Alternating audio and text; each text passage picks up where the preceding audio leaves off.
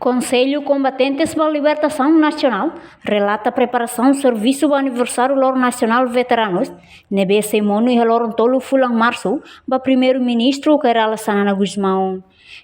Quinta-feira, Loro Ronolo Recém Rua Fulang Fevereiro, né? Primeiro-ministro Kairala Sanana Guzmão, halau encontro o presidente da administração CCLN, Vidal de Jesus, alias Riak Leman Honi equipa e a palácio governo dele. Riak Leman informa e a Soromoto Rosefi governo né, colhe assunto rua e da com a preparação Loro Nacional Veteranos, Loro Tolo Fulang Março no assunto selo, mas com a criação fundo para veteranos sira. Kami hoje somos agora Sua Excelência Primeiro-Ministro, qualia com a bastante rua. Kita melakukan preparação 3 de março ini, kami usul para membuat artikel lokal aminia celebração 3 de março ini. So kanya itu sudah paling ASEAN ini, nebe atau mensagem que chega a Santa Ceia na 3 de março ini, vamos sobre o negócio política nacional. Ainda cedo para a criação de fundo de investimento para veteranos.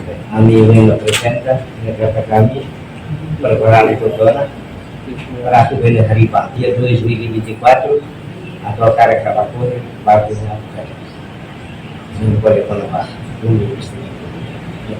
Preparação nacional dia 1 tahun ini bisa outro do Ekuna Pak Tawi Hakitinar Hilo Semitinar Almost Liha CCD Loai Sigori visitantes que o veterano Sira mais visitar nacionais Sira Matuza de Bahare Paking Histórico Sira dia 2 a minha plano Sonaba do Halo Seminar dia 3 Asai Bandeira Roto Halo Masa Klasi juga Mai CCD oleh nama dia 4 anos ini sama. Saya rasa itu kemarin Pak Presiden Maksudnya 250 tema da celebração. Com a criação Fundo Veteranos Siranian, CCLM fofier basefi governo Sanana Guzmão, no ia tinan rihon rua rondolo racing hat nenelaran, bele ia ona solução dia.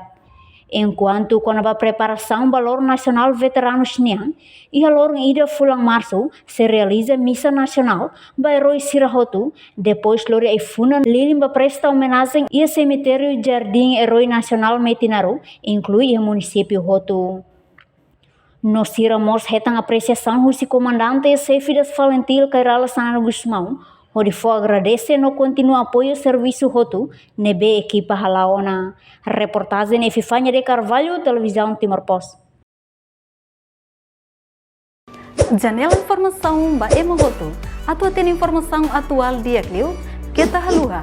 Haneham botão subscribe, like, halo comentário no fahe tutang ba media sosial Hotu.